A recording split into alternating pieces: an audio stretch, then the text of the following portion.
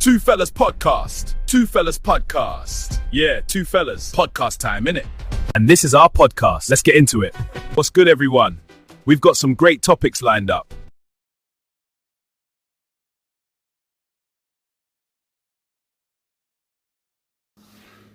Afternoon, people. What's good? It's the Two Fellas Podcast with me, Boise, and him, Kane. Stone. You know I'm there. Everyone's there. Everyone's good. Yeah. How you been, brother? You know we will start the show like that. We're up and down, but that's for a later podcast.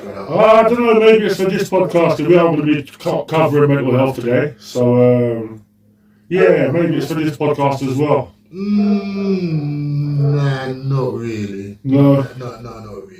No. Nah, that's for a deeper conversation. Yeah. I don't think we can get any deeper than mental health. It's going to get deep, like, serious. I'm going to lay it all out. I'm going to lay it bare today. Like, a lot of things people don't actually know about me. Do you get what I'm saying? So, yeah, man. I think mental health is under-resourced. Oh, it's been under-resourced for donkey's years. Like, I remember back in the day, they'd have your insane asylums and they'd just push people in there and so forth. But now you've got all these people out there in the community talking about care in the community, and there's absolutely no care in no community, to be fair. It's hard. So, as you know, a little while back, a couple of weeks ago, man was sectioned. Yeah, I mean, suicidal tendencies, I got a lot of that. Complex PTSD,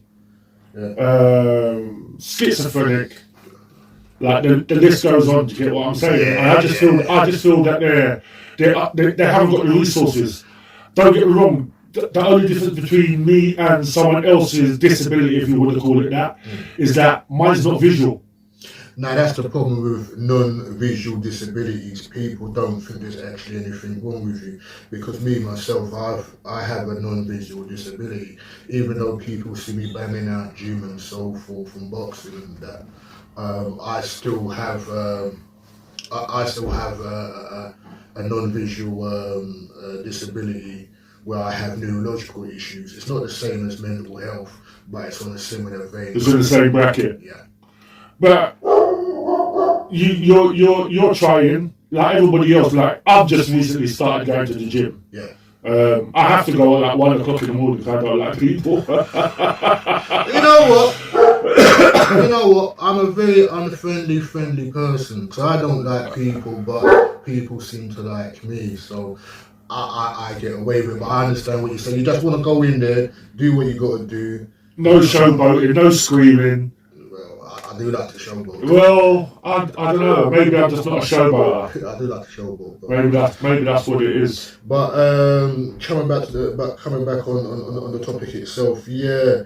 1 in 4 people in their lifetime will have some kind of mental health issue, and that's a lot of people. Considering we're an island of 80 million people. So 20 million people of that is going to have some kind of mental depression, bipolar, whatever it is. But there's a lot of people suffering, like I've just said. A lot of people, you can't just see it. Some could be, for instance, someone will ask me, and I saw this on a meme, and I have to say it for today. Yep. Someone asked me, "How you doing?"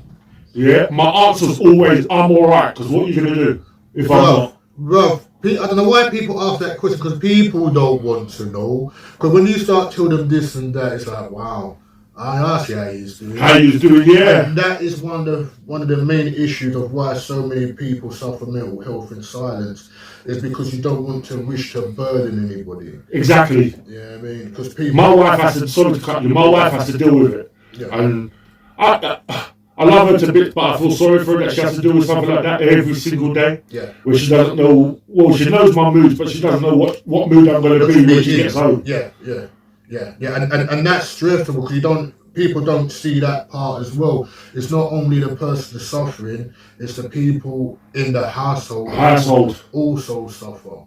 You know what I mean? Because it's just it's a sticky one. It's a sticky one, because like I said, where you can't see it, it just makes things a little bit more difficult. Like for instance, you tell people, and they look at you and they say, "Nah, nah," it's because they can't see it. But if I had like a chicken wing or something, I probably shouldn't say that. Well, that way. If I had a chicken wing, that'd be, no, I shouldn't say that. If I was a rocker, do you get what I'm saying? Or I was talking to myself, like I see things, I hear things. Do you get what I'm saying? And it's difficult. Some days it's difficult. Mental health stops you from doing some of the things you really want to do. Yes, it does. It stops you. It does. It's like, for instance, there's some people that's everyone's mental health is different. Yeah. And there's some people who get up and they can't bathe in the morning. Yeah. I've had depression on and off since like 1994, but I think that's due to the disco biscuits. But regardless, I've had mental health issues on and off since 1994, but you always got to hold it fresh. But I know that it's hard, but I don't understand that part. But I know people who are like that. I get it, but it's a as bad as it sounds, it's a sickness. Sometimes the people that are doing that, they're not dirty people. Yeah. But because of their mental health, they can't look after themselves the way they should be looking after themselves. Yeah. Well, once again, I think that's a government thing as well. I don't care whether it's a Tory, Labour, Reformer, whoever, but people should start putting money into mental health, because like that mental health. If the more people have mental health, the more unproductive we will be. You know what I mean? Because as I said previously, up until about the 60s, 70s, you did have help for mental health. But now it's just like you're just thrown to the side, because a lot of men in jailers shouldn't be in jailers. A lot of men in jailers should be in mental health. Facts. Because there's some brothers I know who are in jail, and that ain't the place for them, mate, because they are as mad as Norwich. Yeah, hear that. There's one brother I used to knock about, I won't say no name. Well, he's a one light-skinned brother. He's in jail for murdering a brother in Forest Gate. Alright. He shouldn't be in prison. He should be in mental hospital. But there is no more, unless you're talking about places like Rampton and Broadmoor and them things, there is no more hospitals for mental people. And even if there is, there's no spaces. Yeah. When I went there, the problem was there was no spaces. So I was getting bounced about different wards here, there and everywhere. But the worst part of it was, okay, I was suicidal. And the worst part of it was that a woman told me I'm a walking threat. Now, if someone tells me that, who am I going to get help from? Well, unfortunately, you are a walking threat. You are, because there's nobody to help you. There's nobody giving you guidance. So, well, this is what's happening. Let's try this treatment. Let's try that treatment. And that's how the people then, when you read it in the paper, that man was all this and that, and he's done somebody something because he ain't getting no help. I remember you watched 24 Hours in Police Custody. Yeah. Do you remember that young mixed race you?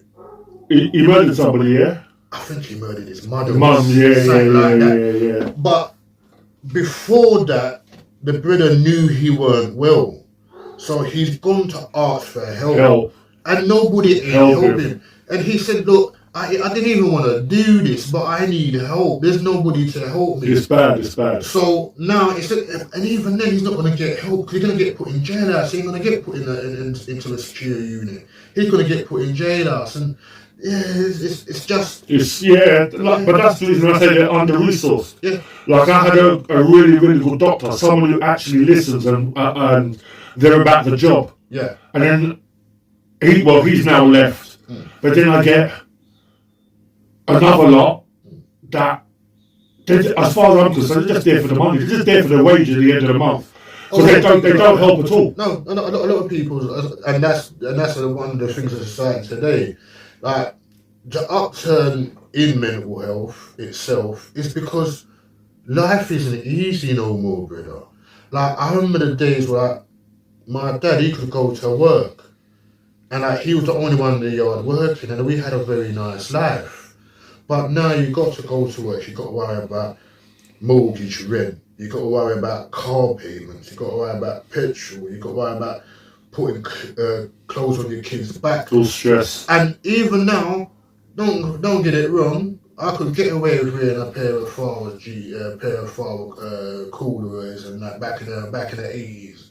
But you can't do that now. It's got to be all name brand. So you got to worry about going out there. And if you got 3-4 youths like what I had, bro, all them man they got the same shit. And I'm talking about back in 20 years ago, they were still looking like £60-70 a pair of Nikes. Yeah, I hear that. And you had to buy them Nikes, otherwise they're gonna get cussed out in school. Get cussed out in school. Then so you just there. It's like the mental stress. It's like it's the mental stress. It's like my wife or my girlfriend, she needs money for shopping. She needs a new washing machine. She needs a new cooker. Well, you know what I mean? It's just the where's the resources coming from? It's just everything's on top. Everything's on top, and yeah, I'm not surprised that 1 in 4 people are having mental issues nowadays. Keep going. You know what I mean? So that is what it is, mate. And until there's a change in the way society conducts itself, I think more people will get under stress. I think it would be like not even 1 in 4 anymore. I think it'd be like 1 in 3 or 50% of people, because it's just too hard out there. Do you think it's going to get better to where people can get the help that they need? No. Because there's a lot of people that need some real attention. Like, look, my toothache ain't worse than nobody else's toothache. Do you get what I'm saying? Yeah. So it's a thing of how and when. How do you sort yourself out? When do they say, okay, when do they not wait until the last minute? But there is none of that. It is all last minute, and then it's sorry, we should have seen the signs. And excuse me, and what we'll do is we'll review operation procedures and see where we can get it correct. It's always afterwards. It's always reactive. It's not no preventative nothing. But as me myself personally, to prevent myself from peaking out, I do a little bit of gym. You know what I mean? I do a little bit of boxing just to release stress. Yeah, I hear that. Well, like I said to you, I started going to the gym, only fresh. And yeah, pretty much doing the same thing. Just trying to get my mental right while I'm in there. Yeah. There's days where you can ask my wife, she'll tell you, there's days where I struggle really bad. And as much as she wants to help me, there's nothing she can do for me. No. Or there's only so much she can do for me. Yeah. Now, all my stuff is things that I've been able to, in the past, I've been able to lay it dormant. Yeah. So I've been able to push it all down. Yeah. But after, when I went to hospital, that's where it rose up. Yeah. After that incident where I went nuts and cut the security guard in his face, got tased 3 times twice by the police. Yeah. Running around the hospital like a madman, clapping 2 sticks together, looking at the police and telling them coming in. Waking me up at 4 o'clock in the morning to come and get you. the video about I've been kidnapped. Well, wake me up, my bed, bro. I was fuming, but it's my people, so I had to go. But when I showed that video, I shouldn't laugh. When I showed that video and I looked in my eyes, I was like, B, you're gone. You're gone. There's nothing there. And the worst thing is, you was in a hospital, so they should have been able to treat you. Well, see, the thing was that was the first episode. Yeah. So it was what they said to me is normally it's a 60-year-old man that's going through it, so it's easier for them to contain. Yeah. When they've got a 6 foot healthy, 6 foot plus healthy guy. Yeah. It makes it, which I understand. I do feel sorry for the security guard. I wrote a letter of my apology. No, I will talk because he didn't deserve that. No, he didn't. And what makes it worse is that I don't remember. Yeah. So now I'm always worried about flipping out on someone and not remembering. Yeah. And after a while, there's only so much mental health you can tell the judge. Well, that's it. Before the judge says, you know what? Forget your mental health, you go in jail. Yeah. And that's coming back once again, repeating myself once again, don't need jailhouse, you need help. You need to, you know what I mean? You need to be put in a secure ward where professional people who care, because as you said, a lot of them is only there for the money. Yeah. So you need people who actually want to make people better. Yeah. This is I'm now. See where I said my doctor, the one that I was seeing, Dr. Khaled. He's left now.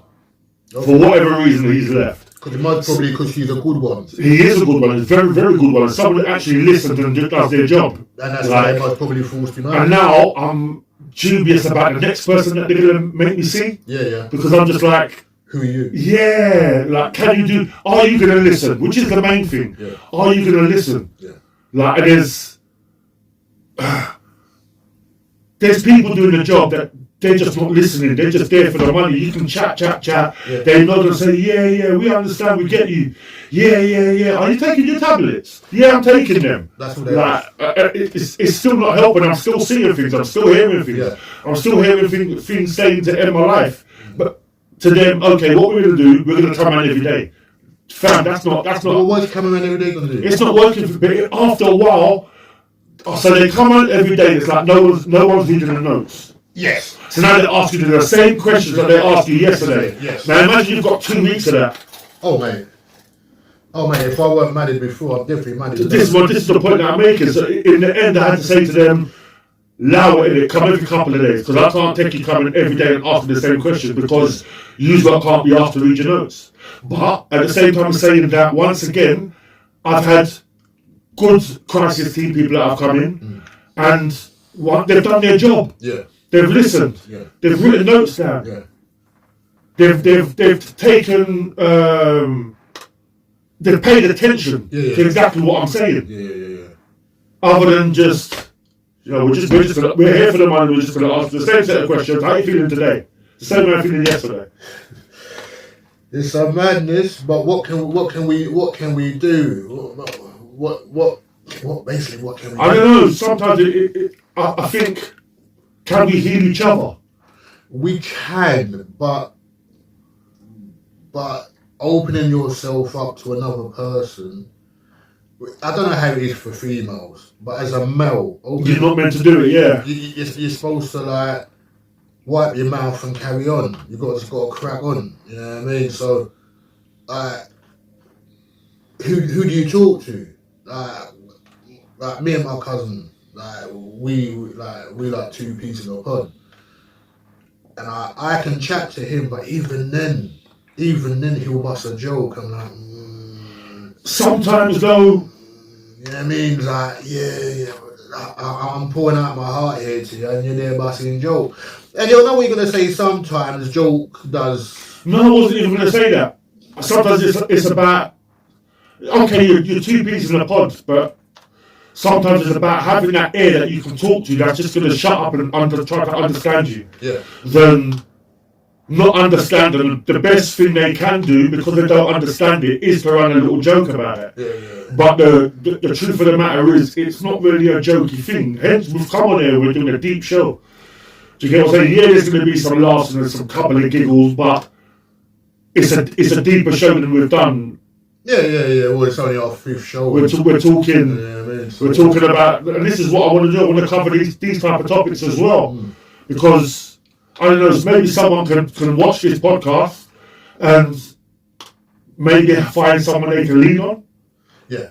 Because like you, I can call anytime. Oh, cool. And I can tell you, bro, this is what I'm going through. Yeah. I've got another brother, Flo F.1, big up. He's another brother that I can talk to, him and his wife. Yeah. And I've got my wife that I can talk to, no problem, with ease. And then I've got other people that's close in the camp that I feel I just can't talk to. Yeah, I'm not really a talking brother, to be fair. I don't really. Yeah, I mean, I'm very closed off. I'm not a cryy guy. That's the problem. That's it. That's my philosophy. Is what am I gonna bawl for? Because even though I'm bawling, nobody ain't gonna help. Hear you guys. Until the last minute. But yeah, I'm always one of them man.